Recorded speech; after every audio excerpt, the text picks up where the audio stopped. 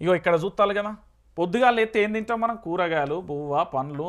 ఇగో ఇదే కదా మన యొక్క జీవన శైలిలో మనం తినాలన్నా, మనం మాట్లాడాలన్నా, ఏమైనా పని చేయాలంటే బువ్వ తినాలి, నేను కూరగాయలు తినాలి.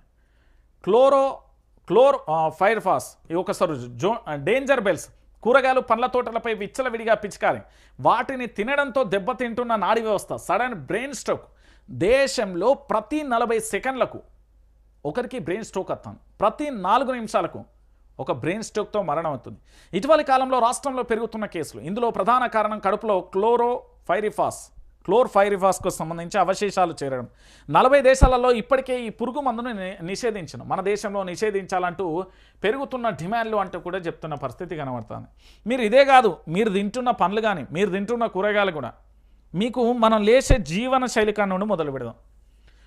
పొద్దుగాలనే మనం లేవగానే బ్రష్ చేసే పేస్ట్ కానుండి, మనం స్నానం చేసే షాంపూ కానుండి, సోప్ కానుండి, ఆఖరికి మనం తాగే టీ అంటే పాల ప్యాకెట్లు వస్తాయి. దాంతోపాటు బయట తాగితే ప్లాస్టిక్ ఆ టీ కప్ ఉంటుంది.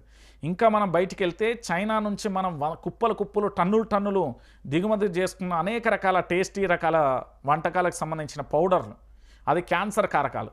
దాంతోపాటుగా మనం ఏదైనా మధ్యాహ్నం తినాలి అరటిపళ్ళు లేకపోతే మామిడి పండ్లు అంటే దాంట్లోకి సంబంధించిన ఇంత ప్యాకెట్లు ఉంటాయి, అవి ఎత్తను, అది క్యాన్సర్ మూలకే.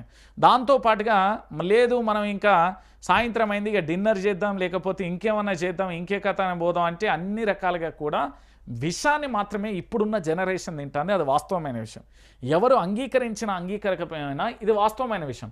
ఇంకొకటి ఏంటంటే, ఒకప్పుడు న్యాచురల్ పద్ధతిలో పండే కూరగాయలన్నీ కూడా ఇప్పుడు పూర్తి స్థాయిలో కూడా విషంగా మారుతుంది. మనం తినేది ప్రతి ఒక్కటి కూడా విషమే. నేను చెప్తున్నా కదా, ఇతర దేశాల నుంచి టన్నులు దిగుమతి చేసుకుంటున్నాం మనం విషాన్ని. అదేంది ఆ ఫాస్ట్ ఫుడ్ సెంటర్లలో వేసే టేస్టీ పౌడర్, ఆ కలర్లు, ఆ మన్ను మశానం అంతా కూడా క్యాన్సర్కు దారితీసే ప్రమాదకరమైన ఒక మనిషిని చంపడానికి. ఆఖరికి మన ఇళ్లల్లో ఉండే థమ్సప్ల కానివ్వండి, కూల్ డ్రింక్స్ కానివ్వండి, మొత్తం కూడా మనిషిని చంపే విషయాన్ని తింటున్నాం తప్ప మనం మంచిగా ఏది శుద్ధపూస ఫుడ్ ఏం తింటలేము. నేను చెప్తున్నా కదా.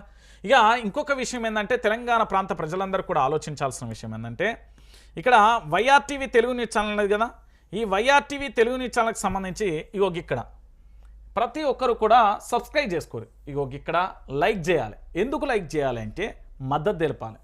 ఇక్కడ సబ్స్క్రైబ్ చేసి వైఆర్టీవీ తెలంగాణ రాష్ట్ర వ్యాప్తంగా కూడా విజయవంతంగా ముందుకు కొనసాగుతున్నది. అప్పటి ప్రభుత్వంలో పోరాటం చేస్తాం, ఇప్పటి ప్రభుత్వంలో పోరాటం చేస్తున్నాం, భవిష్యత్తులో కూడా పోరాటం చేస్తాం. ఇది ఎప్పుడు కూడా ప్రొఫెసర్ జయశంకర్ గారి ఆశయ సాధన కోసం 1200 మంది విద్యార్థుల అమరవీరుల బలిదానం జరిగింది. వాళ్ళ ఆశయ సాధన కోసం, మన అచ్చిన తెలంగాణలో మరో ఉద్యమాని కోసం, మన